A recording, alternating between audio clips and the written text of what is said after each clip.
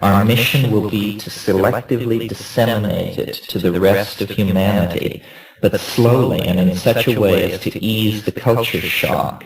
It is also somehow appropriate that at least some segment of the species have an intimation of the implications and possibilities of this, the last cultural artifact.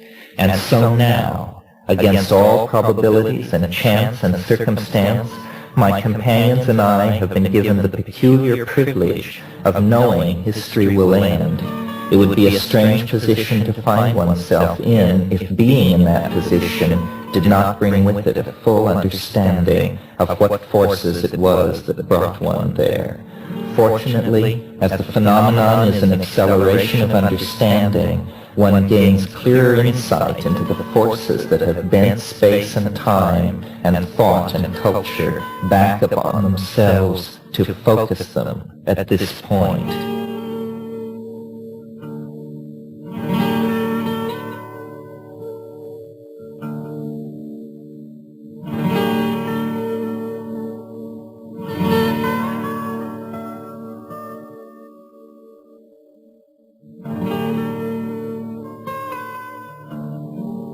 Now I can look back upon my life as spread before the scanner of memory and understand all those moments that foreshadowed this one. It is easy to look beyond the personal history to the events of history and discern therein the prefiguration of this last moment.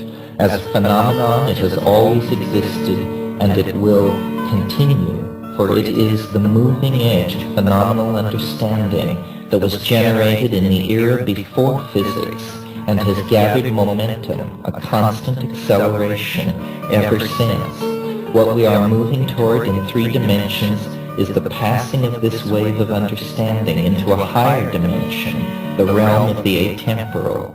As it happens, it will make this transition through one of us, but there will be no change in this cosmic order, or even a blip on the cosmic circuits, for the phenomenon has gathered constant momentum from the beginning, and it will flow through and beyond all dimensions with the same smoothness it entered, until finally it has moved through all being in all dimensions.